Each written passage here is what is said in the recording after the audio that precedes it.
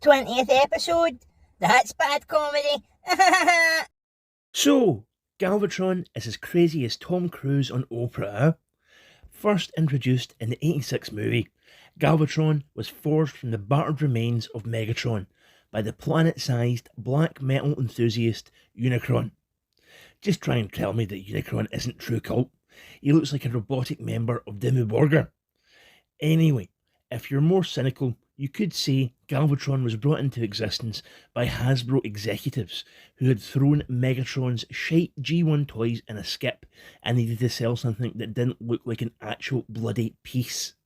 Regardless, Galvatron burst into the Transformers universe and immediately made a lasting impression. His first act was turning Starscream into ash. At least one of the sweeps could easily scoop up his remains with a brush and shovel. Is that why they're called sweeps? He then blew up Ultra Magnus, took the Matrix of leadership, and tried to enslave Unicron with it. That didn't work out too well for him, as this caused Unicron to transform into his big boy mode and tear 7 shades of shite out of Cybertron. Things didn't improve for Galvatron when he was swallowed by Unicron, and subsequently had a fight with Hot Rod inside Unicron's tummy.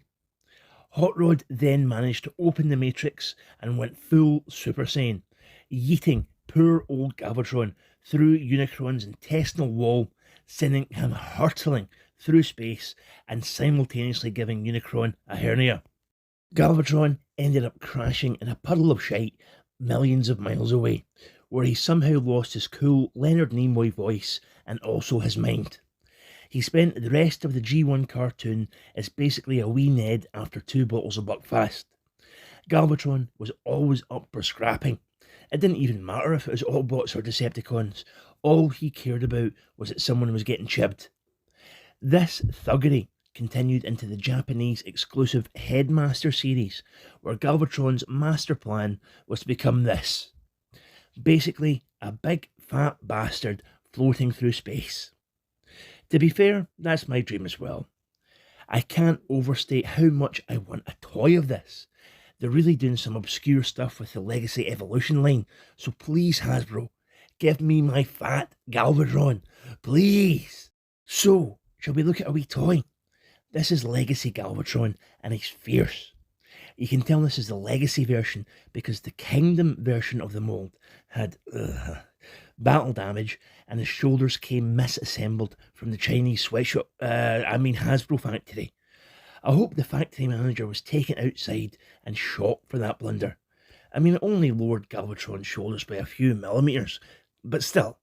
Anyway, look at this insane bastard. He's so chunky and a joy to fiddle with, just like your mum. His head sculpt is so on point for a metal megalomaniac. He's fittingly got a magnificent purple crown, and he's scowling like he's seen someone putting a Coke in an expensive single malt. He's also living his 80s shoulder pad power fantasy, and I love it. You go, girl. His colour scheme is right out of the cartoon, with this regal purple, light grey, and these cherry red accents. Instead of a 6-pack, he's rocking a 4-pack that looks like how you used to draw windows when you were a wee guy. It's great stuff. Galvatron's legs look like he's wearing grey leggings with a pair of knee-high New Rocks, like a proper wee goth. The only thing that annoys me about his robot mode are these tank treads on the back of his arms. They're quite intrusive and always seem to get in the way, like those charity folk with the clipboards on Buchanan Street. Maybe they'll make more sense in robot mode. Spoilers, they don't. They're quite unfortunate and really keep Galvatron from reaching the very top tier of good boys. I'm sure you've noticed that old Galvatron here is seriously well endowed.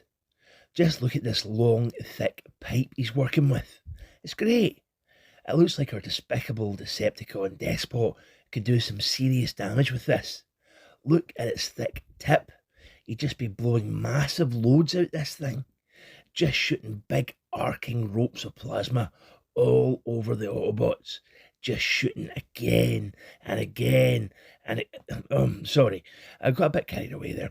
His fusion cannon is see-through orange plastic, like his mental original toy, rather than the solid orange of the carrot seen in the cartoon. It's pretty good. A word of advice though, Don't try and plug the top piece into his alt mode hole. I stripped the paint off of mine and I only did it once. Gutted, mate. Gutted.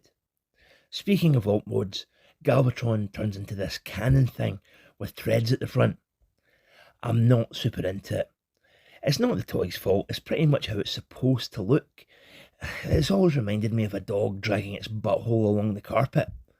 How does it move? Does he stand at the back just scrape along the ground? Does he need a wee goon to lift him up at the back while his tread's moving forward? Less than ideal, either way. At least he can shoot independently and not have to rely on another wee fellow holding him, like Megatron's gun alt mode. I really blame Unicron though. You couldn't have made Galvatron into a cool jet or a tank or something. You could have made him anything, and he went for a mechanical pirate ship cannon. Come on, Unicron.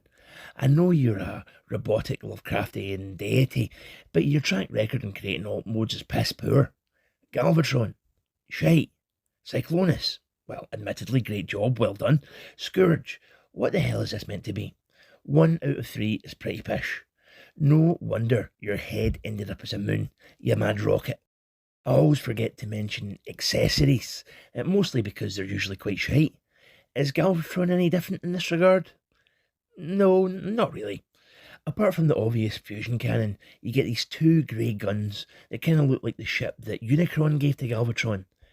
This kind of reminds me of the time that Mr. Burns asked Smithers to get inside the spruce moose. You also get a matrix and a chain, meaning you can give Galvatron a lovely necklace if you're into that kind of thing. Meh. So, should you get Legacy Galvatron? Of course you should. He's the absolute best mainline Galvatron ever, and you shouldn't hold Unicron's shite taste in alt modes against him. This might be a controversial opinion, but I prefer Galvatron to Megatron as a character. Megatron never managed to get the job done, did he? All his plans were absolutely shite, and he got his arse handed to him every episode. Galvatron was just deliciously mad, like owning a pet chimpanzee. You could make him wear a wee outfit, give him booze, some snouts, take him on adventures. He'd be a great wee pal for sure, but there's always a chance he'd absolutely lose it, rip off your penis, and eat your eyes out your skull. Does that apply to Galvatron? Who knows? Happy 20th episode, folks. Anyway, you guys have a great night. Catch you later.